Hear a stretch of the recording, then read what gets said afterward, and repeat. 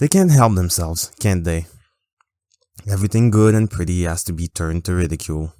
Are you trying to tell me that the drug-addled trips of Rue are better than the simplicity of this small family's life?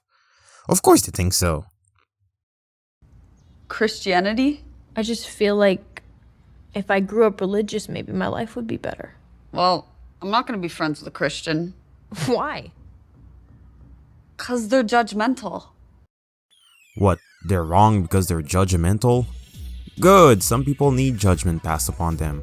I used to care about things like that when I was 16 and cared too much.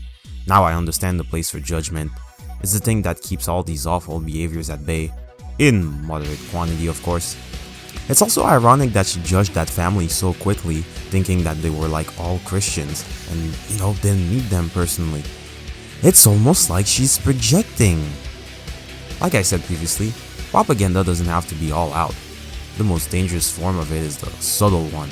If it's all out, then it was hanging over your head this entire time and it finally reveals itself. Rue thinks she's smart, nitpicking Christianity, but at the end of the day, like most people who are LGBT, she comes from a troubled environment and she has a missing father. I really can't make this up. The trauma of his death clearly having affected her. She also, as mentioned by her mentor, gets distracted from a mission, just like the Israelites fleeing Egypt. Don't these people tire of their awful ways and being unhappy? At this point, it's just worthless to try to explain what's wrong with deviant sexual behaviors. Just get to the root of the problem and stop arguing. It is said that pussy is magic, and I can't say no. It's baffling to me how a young man like Nathan, who can afford so much, decides to embarrass himself with Cassie. The latter, which I don't know if the showrunner has decided to boost given her newfound popularity, or if he's just humiliating the actress because of her political alignment. Some scenes definitely come off as fetish content. Going back to Nate, he's making a mistake a lot of men make. The drive to have a feminine presence in his life and have a family will destroy him because he just can't say no. He actually cannot live alone in the corner of an attic.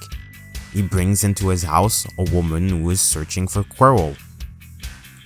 Grow a backbone, don't let your girls do OnlyFans. Again, this is Jackie Boonton, a pro fighter in 1FC.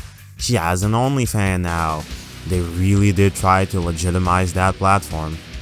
My problem with Euphoria is that I know they're not doing commentary. They clearly have a side on the issue. We had a scene of woke Hollywood types snapping their fingers, celebrating their attempt at derailing the election results with their show. They're not even hiding it anymore. Man, just pass me the controller at this point. I'll fix America. I guess the cinematography is better. We get 7/12 together. And I like the colors. Lexi felt right at home. She was surrounded by smart, creative people who cared about the world. No, she's not. It's giving me so much anxiety. Unlike her sister, who was living in some right-wing suburban bubble.